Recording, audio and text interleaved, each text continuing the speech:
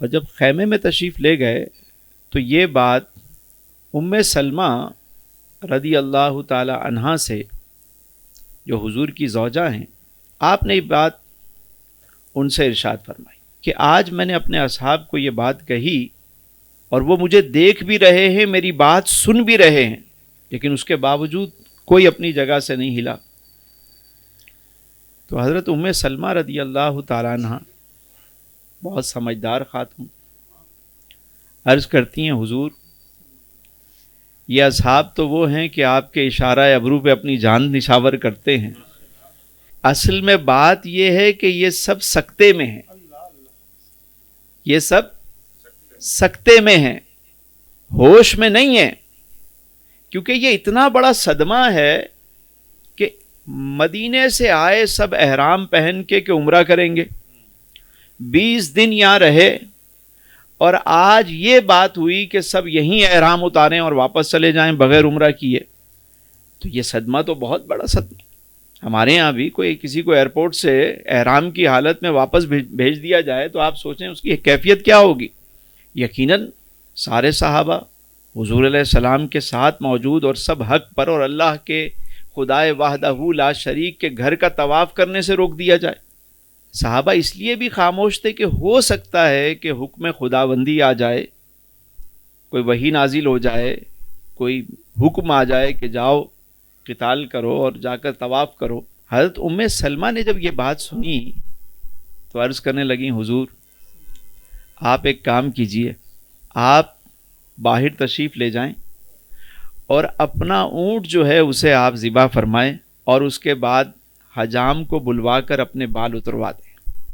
حضور باہر تشریف لائے، آپ نے اپنا جو اونٹ تھا اسے ذبح کیا اور حجام کو بلوایا اور اپنے بال مبارک اتروائے۔ صحابہ کرام نے جب یہ منظر دیکھا تو سارے دوڑے چلے آئے، یعنی اس کیفیت سے باہر آ گئے سب۔ جو سکتے والی ایک کیفیت تھی، جب دیکھا کہ حضور نے اپنا جانور ذبح کر دیا اور حضور نے اپنے بال مبارک اتروا دیے اور احرام اتار رہے ہیں، تو سارے صحابہ اب وہ سب اتنی تیزی سے اٹھے کہ ایک دوسرے پر سبقت لے جانے لگے۔ یہاں ایک بات بڑی اہم ہے اور میں سمجھتا ہوں کہ وہ بات بیان ہونی چاہیے۔ دیکھیں، حضور علیہ السلام کا ہر عمل جو ہے امت کی تعلیم کے لیے، ہر عمل۔ اب اس واقعے میں کتنے اسباق ہیں ہمارے لیے کہ مرد جب گھر آئے اور وہ کسی کیفیت میں ہو، غصے میں ہو، تو خاتون خانہ کو چاہیے کہ وہ بات سنے اور مرد کو ایسا مشورہ دے کہ جس سے مسئلہ حل ہو جائے۔ یعنی یہ تعلیم دی گئی۔ ہمارے ہاں جو اکثر دیکھا جاتا ہے گھروں میں، آج کوئی جنگ کا ماحول تو ہے نہیں، آج کوئی جنگ کا ماحول تو نہیں ہے، مگر ہر گھر میں ایک جنگ ہے، ہر گھر میں جنگ ہے۔ یہ جو ہمارے یہاں جوائنٹ فیملی سسٹم آ گیا ہے، اور اس سسٹم میں کئی طرح کی خرابیاں بھی موجود ہیں، اور اس میں سب سے بڑی بات یہ ہے کہ آپس کی نا اتفاقیاں بہت زیادہ، مسائل بہت زیادہ، اور مرد اگر کبھی مشورہ لے لے خاتون سے تو جو جواب ملتا ہے وہ تو جلتی پہ تیل والا کام ہوتا ہے۔ تو خاتون خانہ کو یہ چاہیے کہ مرد جب گھر آئے اور غصے میں ہو، کسی بات پہ ہو، تو وہ اسے ایسا مشورہ دے کہ مسئلہ جو ہے وہ حل ہو جائے۔ یہ تعلیم دی ام المومنین نے ہمیں، خواتین کو سکھائی یہ بات۔ اور سیدہ ام سلمہ رضی اللہ تعالیٰ عنہ کا بھی کیا کہنے، یعنی ایسی خاتون کے جنہوں نے اسلام کے لیے بے شمار قربانیاں دی۔ حضرت ام سلمہ جو ہیں، ام المومنین بننے سے پہلے وہ حضرت ابو سلمہ کی زوجہ تھیں، اور ان کا بیٹا جو ہے وہ سلمہ، آپ ام سلمہ، اور آپ کے شوہر جو ہے وہ ابو سلمہ، بیٹے کا نام سلمہ۔ ہجرت کرنے لگے مکے سے مدینے کی طرف، تو مشرکین نے آپ کو روک لیا، حضرت ابو سلمہ کو روک لیا، اور ام سلمہ کا جو خاندان تھا وہ آ گیا۔ انہوں نے کہا، ابو سلمہ تم جانا چاہتے ہو تو چلے جاؤ، ہم اپنی بیٹی کو جانے نہیں دیں گے، یہ یہیں رہے گی، تم جا سکتے ہو، یہ نہیں جائے گی۔ ادھر حضرت ابو سلمہ کے جو قبیلے والے تھے وہ بھی آ گئے. انہوں نے کہا کہ اگر یہ بات ہے تو یہ بچہ ہمارے ساتھ جائے گا، کیونکہ بچہ جو ہے ابو سلمہ کا ہے، تو جو خاتون کا جو قبیلہ ہے وہ اسے لے کے نہیں جائے گا. اب بچہ انہوں نے لے لیا، جو آپ کی زوجہ تھیں وہ سسرال والوں نے اس کو روک لیا. ابو سلمہ اکیلے کھڑے میں، ایک قبیلہ بچہ لے گیا، ایک آپ کی جو زوجہ تھیں انہیں اپنے ساتھ لے گئے. اب آپ دیکھیے کہ اسلام کے لیے جو قربانیاں دیں، حضرت ابو سلمہ وہاں رکے نہیں، چلے گئے مدینے ہجرت کر کے.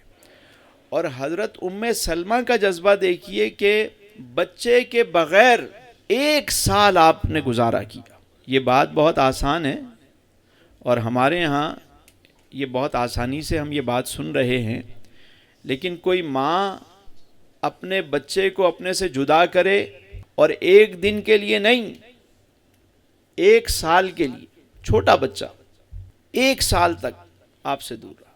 اور حضرت ام سلمہ صبر اور استقامت کے ساتھ اللہ کی رضا پر راضی رہی، انتظار کرتی رہی. سال کے بعد قبیلے والوں نے آپس میں مشورہ کیا کہ خاتون سے بچے کو کیوں دور رکھا ہوا ہے، واپس ملایا جائے. ملا دیا گیا، اور پھر اجازت دی گئی تو آپ بھی مدینے تشریف لے آئیں. آپ کے جو شوہر تھے ابو سلمہ، وہ جنگ احد میں زخمی ہوئے اور بعد میں ان کا انتقال ہو گیا. تو حضور علیہ السلام گھر آئے، بچوں کو دلاسا دیا، دعا فرمائی، تعزیت کی، تسلی دی، اور فرمایا ام سلمہ یہ دعا پڑھ لیا کرو، اللہ تمہیں بہتر نعم البدل عطا فرمائے گا. اللہ تمہیں بہتر دعا کیا ارشاد فرمائی؟ انا للہ و انا الیہ راجعون، اللہم اجرنی فی مصیبتی واخلف لی خیرا منہا. ہم اللہ ہی کے ہیں اور اسی کی طرف ہمیں لوٹنا ہے. اللہم اجرنی فی مصیبتی، اے اللہ مجھے اس تکلیف پر اجر عطا فرما، واخلف لی خیرا منہا، اور مجھے بہتر بدل عطا فرما. حضرت ام سلمہ کہنے لگیں کہ حضور نے جب یہ دعا مجھے تعلیم فرمائی تو میں سوچنے لگی کہ میرے شوہر سے اچھا کون ہوگا. ابو سلمہ مجھ سے محبت بھی بہت کرتے تھے، میرا خیال بھی بہت رکھتے تھے، بچوں کا خیال رکھتے تھے، اور پھر مجاہد اسلام کے لیے اتنی قربانیاں دیں اور اللہ کی راہ میں شہید ہو گئے. ان سے بہتر نعم البدل کیا ملے گا مجھے؟ میں سوچنے لگی. لیکن چونکہ اللہ کے رسول نے مجھے یہ دعا تعلیم فرمائی تھی، میں نے پڑھنا شروع کر دیا. کچھ عرصہ گزرا تو حضرت ابوبکر صدیق رضی اللہ تعالیٰ عنہ کی طرف سے نکاح کا پیغام آیا، آپ نے منع فرما دیا. فاروق اعظم رضی اللہ تعالیٰ عنہ کی طرف سے نکاح کا پیغام آیا، آپ نے منع فرما دیا. عرب میں یہ رواج تھا، اگر کسی خاتون کا شوہر انتقال کر جائے، کوئی بیوہ ہو جائے، تو فوراً کہیں سے نکاح کا پیغام آ جاتا تھا، تاکہ خاتون شوہر کے بغیر اکیلے نہ رہیں. لوگ ایک سے زیادہ شادیاں اسی لیے کرتے تھے تاکہ کوئی بھی خاتون اکیلے اسے نہ رہنا پڑے. ہمارے ہاں تو ہزاروں لاکھوں بچیاں، ان کے بالوں میں چاندی آ گئی، لیکن رشتے نہیں آتے، کیونکہ صاحب ثروت لوگ شادی نہیں کرتے، دوسری برا سمجھتے ہیں اسے. افزائش بھی خواتین کی زیادہ ہے، اس وجہ سے سوسائٹی میں جو مسائل ہیں وہ بڑھتے جا رہے ہیں. اسلام دین فطرت ہے. اسلام کی تعلیمات وہ ہیں کہ جس سے معاشرے سنورتے اور بنتے چلے جاتے ہیں. آج بھی آپ عرب میں جائیں تو وہاں خواتین نہیں ملتی. اگر کسی کا شوہر انتقال کر جائے تو دوسری طرف سے پیغام آ جاتا ہے، شادیاں ہو جاتی ہیں، آسانیاں پیدا کی جاتی ہیں. میں سمجھتا ہوں کہ اگر ان باتوں پر عمل کیا جائے تو بہت سارے مسائل حل ہو سکتے ہیں. آپ دیکھیں نا، معاشرے میں برائیاں کتنی تیزی سے بڑھتی جا رہی ہیں. آج نکاح کرنا دن بدن مشکل ہو رہا ہے، گناہ کرنا جو ہے وہ آسان ہوتا جا رہا ہے. دن بدن برائیاں بڑھ رہی ہیں. جب سے یہ سوشل میڈیا آیا، طلاق کی شرح بھی بڑھنا شروع ہو گئی، مسائل بڑھتے جا رہے ہیں. اسلام کے طریقے سے ہٹیں گے تو مسائل دن بدن بڑھیں گے.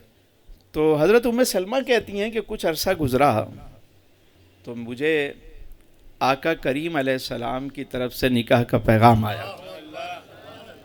نکاح کا پیغام آ گیا. یعنی جیسے ہی یہ پیغام آیا میں تو جھوم اٹھی اور میں سمجھ گئی کہ واقعی اللہ تعالیٰ نے ایسا شاندار نعم البدل عطا فرمایا ہے کہ اس سے بہتر کوئی بدل ہو نہیں سکتا. لیکن وہ ڈرنے لگیں.